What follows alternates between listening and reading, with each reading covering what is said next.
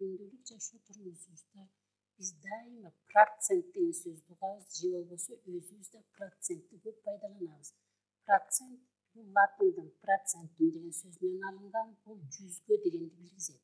Анда а дегенде процент эмне экендигин бир кичинекей мисал менен түшүндүрүп койсок, 3% мисалы үчүн деген эмне? 3% бул 100дөн 3 дегенди билгизет. Башкача айтканда, бир нерсе 100 бөлүккө бөлүнүп, ошонун 3 бөлүгүн алынды дейт. Мисалы 75 сомдун 3%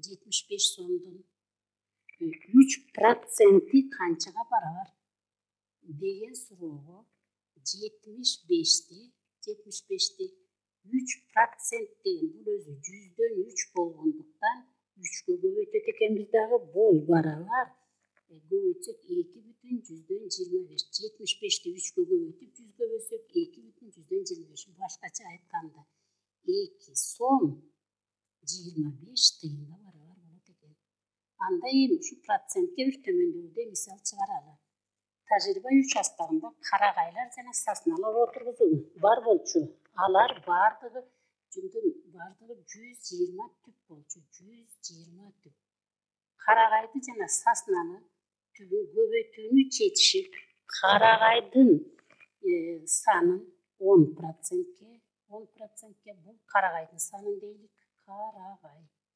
Ал эми саснанын санын 15%ке көбөйтүүнү чечишти. Сасна. Ушундай көбөйткөндөн кийин булардын саны 800 болуп калды. Жалпы тажрыйба участогунда өсүп турган карагай менен саснанын саны 800 түп болуп калды. Суроо: карагайдан канчаны отургузулду, саснадан канчаны отургузулду, мурда канчасы бар эле дейт. Анда муну биз теңдеме менен чыгарсак, карагайдын санын x десек, саснанын санын y десек, бардыгы мынакей маселенин шартында айтылып тургандай 120 түп болчу. Эми карагайдын санын 10%ке көбөйттү дейт. 10% азыр эле айткандай 100дөн 10го барабар плюс. Ал эми саснанын санын 15%ке көбөйтүштү дейт. 100дөн 15 барабар.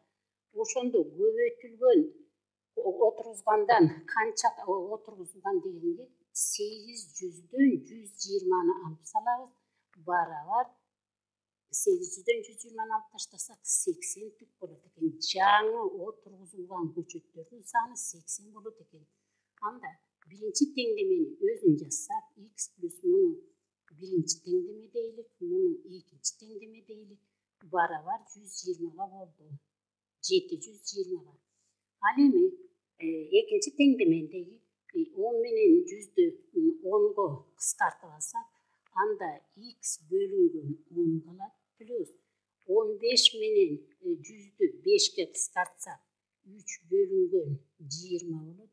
5ке кыскартсак деген сөз 5ке бөлсөк барабар 80 болду.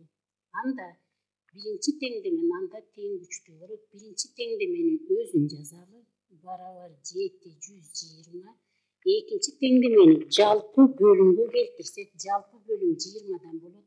20ны 10го бөлсөк 2ден болот дагы, 2x болот плюс 20ны 20га бөлсөк 1ден, демек анда 3y барабар 80дин бөлүмүндө 1 бар деп эсептейбиз дагы, буяка 20дан тиет, 80ди 20га көбөйтсөк 1600дөн болот.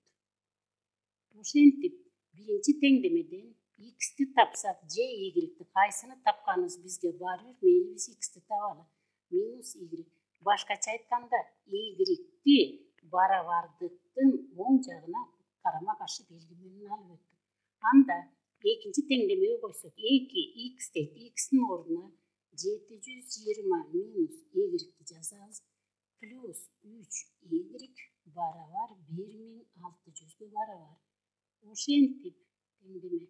Анда экинчи теңдемени чыгарсак, 720-ны 2ге көбөйтсөк 1440 болот плюс минус 2y плюс 3y барабар 1600. Бул теңдемени катар менен жазып эле чыгара берели. Анда 3y-ден 2y алып таштайбыз, белгилери карама каршы болуп аткандыктан Y kalat, 1 kalat, 1 жазылбайт, Y десе келе болот.